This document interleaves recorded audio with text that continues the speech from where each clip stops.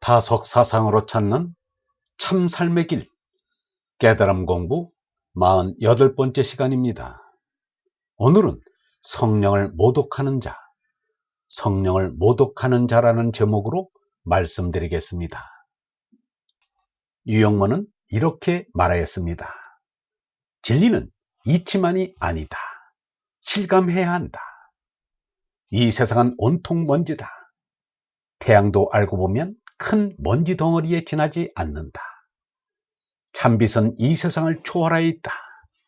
태양은 빛이 아닌 빛깔이다. 별빛은 영원에서 오는 점자 통신이다. 영원한 이민 하느님을 잊지 말고 찾으라는 통신이다. 우리는 소경처럼 더듬어 영혼의 소식을 짐작해야 한다. 우리가 알자는 것은 참빛이다. 빛의 근원은 밝음이다. 거룩한 것은 밝은 것이다. 거룩한 임, 하느님이야말로 우리가 알고 믿자는 것이다.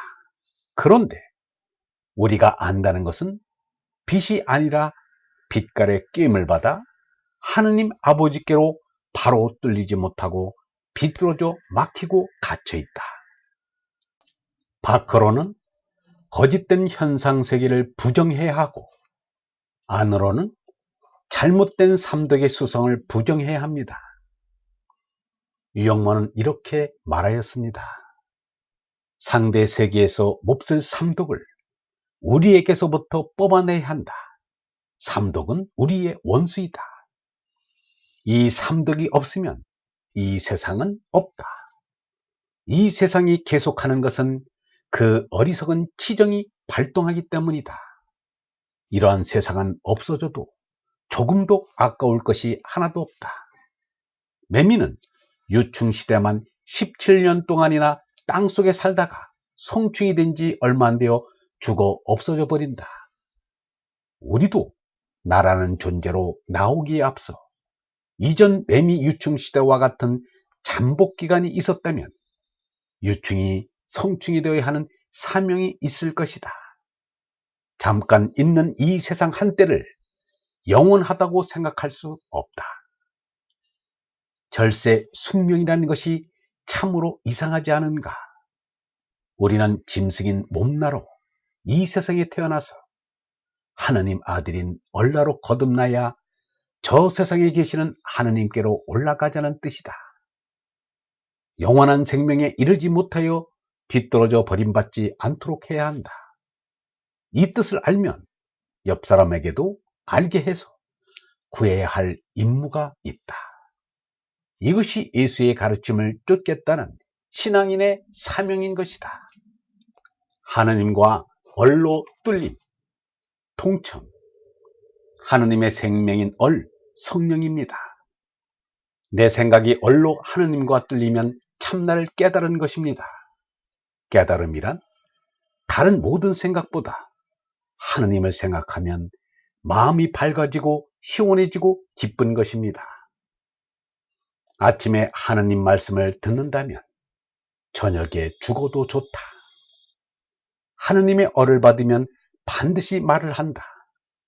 공자가 얼마나 하느님의 얼이 그리웠으면 이런 말들을 하였겠는가. 석가가 나고 죽는 죄나를 없애고서 니르바나님을 기뻐한다고 한 것은 니르바나님, 하느님과 얼로 교통하는 것으로 기쁨을 느낀다는 말입니다. 유영모는 이렇게 말하였습니다.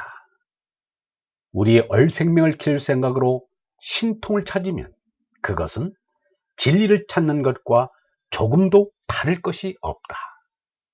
그러나 우리의 육신을 위해서 얼을 찾으면 그것은 마귀에 떨어지고 만다. 신통이 문제가 아니고 우리의 마음이 문제이다. 마음이 깨끗하면 성령이 되고 마음이 더러우면 악마가 된다.